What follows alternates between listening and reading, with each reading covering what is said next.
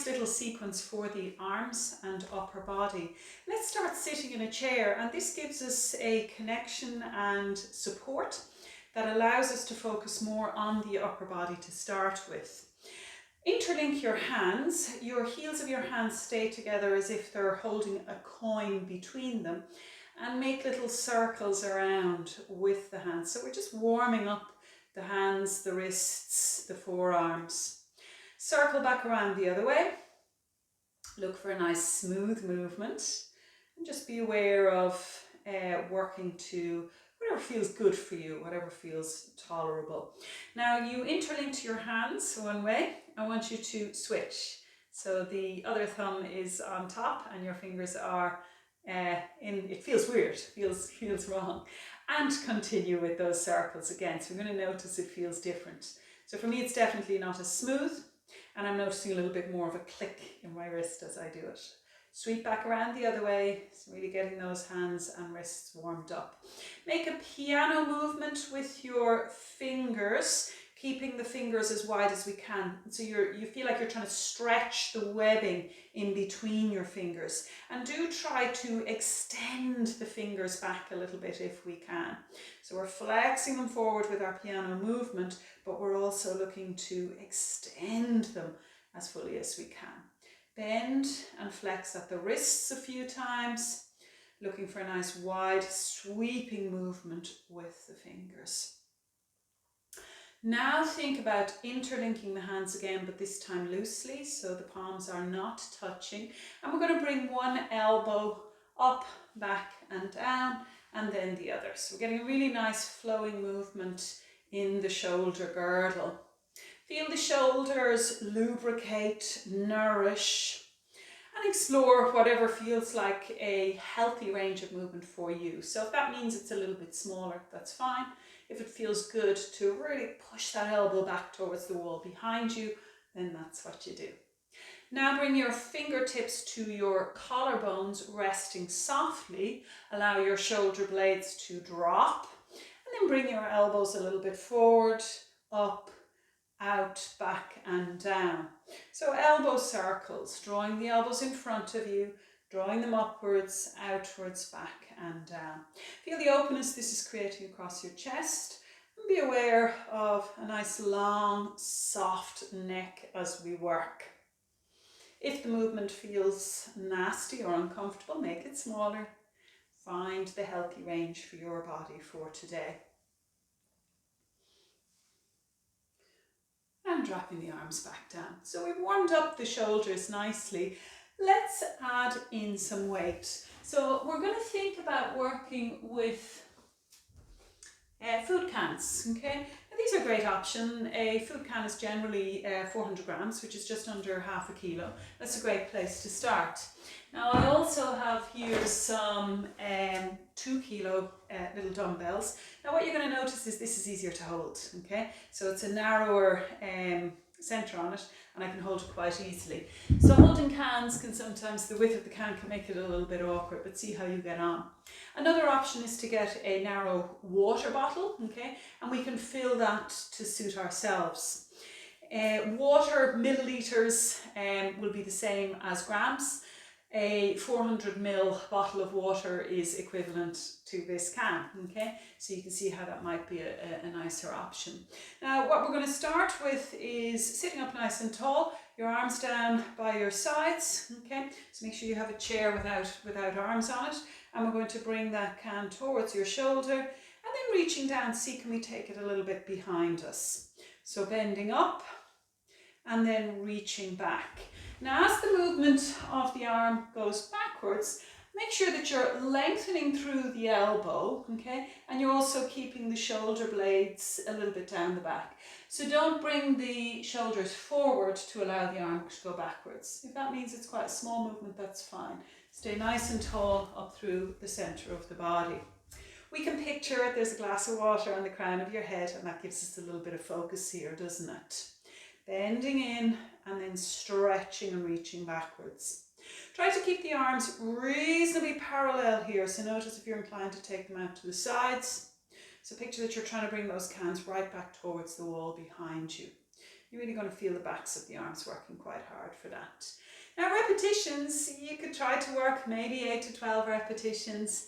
You might decide to do more, and what we could do is work through the sequence and then work through it again, depending on tolerance.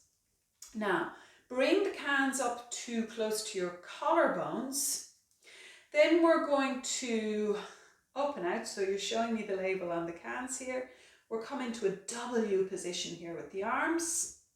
Bring the cans back to the collarbone. So open out to that W position and then coming back. So you can see my elbows stay dropped and bent, and the cans go from facing inwards, my palms inwards towards me, and then the palms facing outwards. Again, stay nice and tall through the torso, and picture that glass of water on the crown of your head. Now we're going to advance that movement and see how it works for you. We're going to take the cans overhead. Now taking the arm overhead is quite demanding for the shoulders, so you might decide to leave this out if it feels nasty, or you might decide to make it without loading or weight, or use a smaller weight if needed.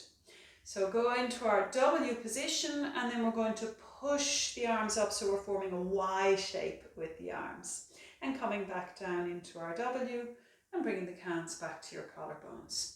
Open into our W, up to our Y, and coming back down. So the cans face forward here, and then they turn inwards. Turn outwards with the cans, push upwards towards the ceiling, drop the elbows back by your sides, and then rotate inwards. Pushing strongly upwards, really feel that we lengthen and straighten the arms as much as we can.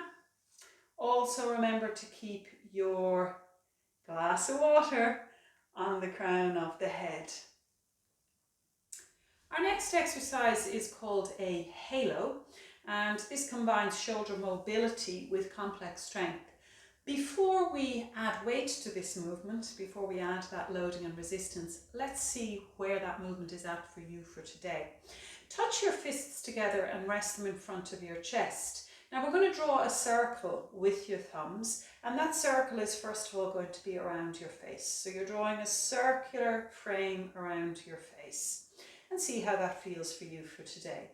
Each time coming back to your chest, drawing the circle clockwise and then drawing it anti-clockwise. Now see, can you make that circle go back a little bit around the head? So maybe it just comes to the crown of the head here, or maybe you can bring that circle right around the back of the head, but work to what feels appropriate for you. So maybe we stay with the circle being here in front of the face. Once you've decided what your range of movement is here, we can add our resistance. So here's our can of beans or whatever, we can use that, or we can use whatever weight we have handy. So I have a small little dumbbell here. Hold the weight in front of your chest, sweep it around in our circle. So here's that circle around my face, forming a frame. And here's that circle sweeping past my ear, around the back of the head, around the other ear, and coming back to my chest. Going one direction and then going back the way we came. Let's try breathing out as we circle, and breathe in when the weight comes back to your chest. Exhale, sweeping around, and inhale with the weight at your chest. Breathing out to circle, breathing in at the front. So we can choose to vary the movement with the weight that we use. We can vary the movement with the range of the movement, and we can also vary the movement with the number of repetitions. So you have several variables there to play around with. Recognize that shoulder mobility requires stability, so figure out where is that working for you for today. Play with it, don't force it. Go lighter, go less reps if we need to. Working in an upright or standing position creates a little bit more demand for the body. So do work the exercises chair-based first of all. Now I suggest playing with the same movements in what we call a split stance. So have one foot a little bit in front of the other. This just means that your core is going to, the center of the body is going to provide a little bit more stability and pay attention a little bit more. Now again, you can decide to use a simple food can or a bottle of water or a small dumbbell. So we're going to work one-sided, and this means you can concentrate on what's going on. The leg that is behind, we're going to hold the weight in that arm. Now let's start off making that curl and extend movement. So bring the weight up to your shoulder, then drop straight the arm and reach backwards. Work slowly with focus and attention. Make sure that the torso stays tall. We've got our glass of water on our head again. And as we extend the arm, do straighten the elbow fully and try to make sure that the arm's not wandering out to the side. So it keeps parallel to the body as it goes backwards. And again, we can work maybe 8 to 12, maybe 15 repetitions of that. Do work the other side. So doing the same movement, the same number of reps on the other side. Now let's think about our W to our Y movement here. Again, split stance, holding the weight on the side of the leg that is behind you. And we're going to go into our W position here and then push that weight up overhead. Coming back down to our W and bringing the weight into the chest.